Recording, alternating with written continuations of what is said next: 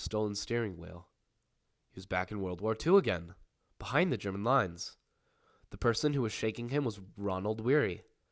Weary had gathered the front of Billy's field jacket into his hands.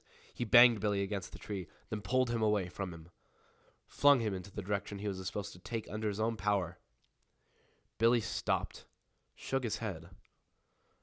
"You go on," he said. "What?" "You go on without me. I'm all right." "You're what?" "I'm okay." "Jesus, I'd hate to see someone this sick," said Weary. Through 5 layers of human scarf from home, Billy had never seen Weary's face. He had tried to imagine it one time. He imagined a toad in a fishbowl. Weary kicked and shoved Billy for a quarter of a mile.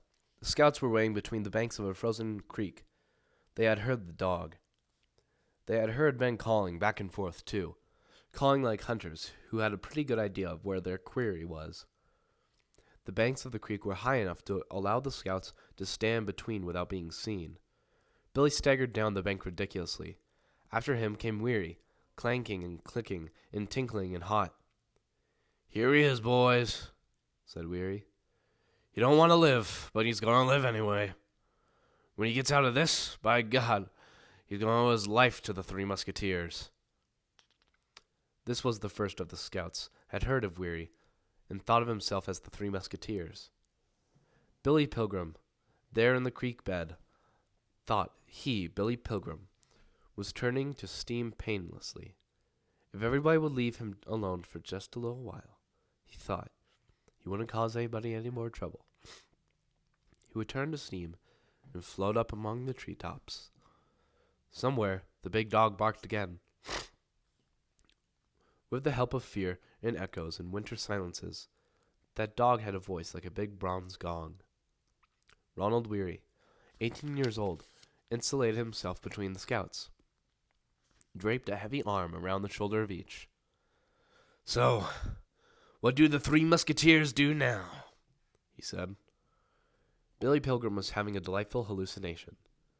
He was wearing dry, warm, white sweat socks, and he was skating on the ballroom floor. Thousands cheered.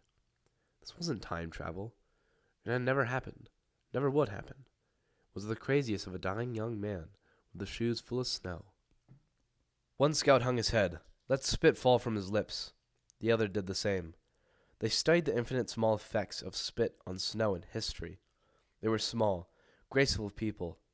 They had been behind German lines before many times, living like wood creatures, living from moment to moment in useful terror, thinking brainlessly with their spinal cords. Now they twisted out from under Weary's loving arms. They told Weary that he and Billy had better find something to surrender to. The scouts weren't going to wait for them any more. And they ditched Weary and Billy in the creek bed. Billy went on skating, doing tricks and sweat slots.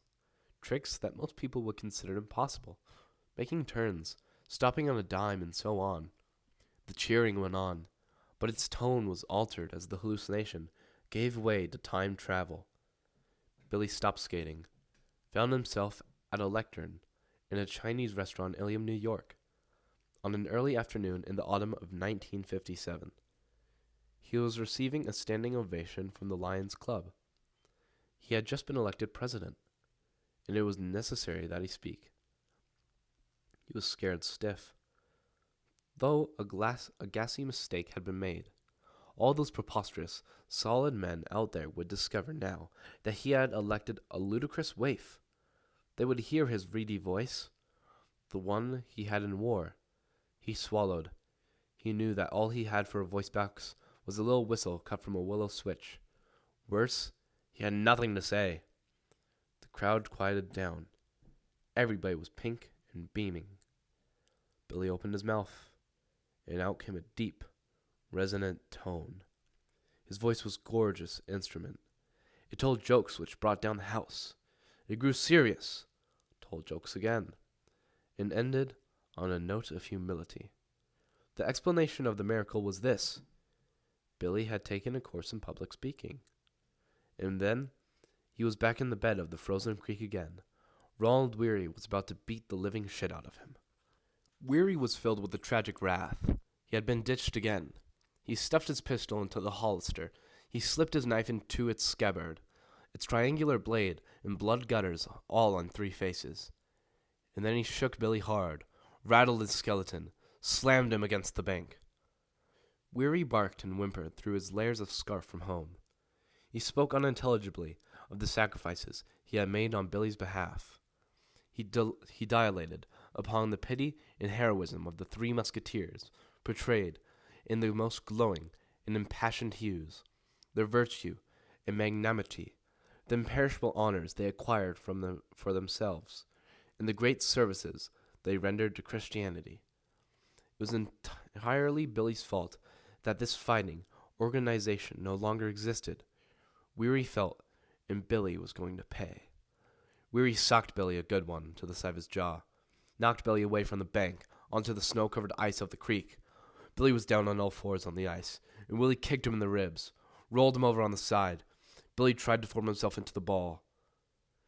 "You shouldn't even be in the army," said Weary. Billy was involuntarily making convulsive sounds that were a lot like laughter. "You think it's funny, huh?" Weary inquired. He walked around to Billy's back. Billy's jacket and shirt and undershirt had been hauled up around his shoulders by the violence, so his back was naked. There, 3 inches from the tips of Weary's combat boots, were the pitiful buttons of Billy's spine. Weary drew back his right boot, aimed a kick at the spine, at the tube which had so many of Billy's important wires in it. Weary was going to break that tube. But then, Weary saw that he had an audience. 5 German soldiers and a police dog on a leash were looking down into the bed of the creek. The soldiers' blue eyes were filled with a beery civilian curiosity as to why one American would try to murder another one so far from home, and why the victim should laugh.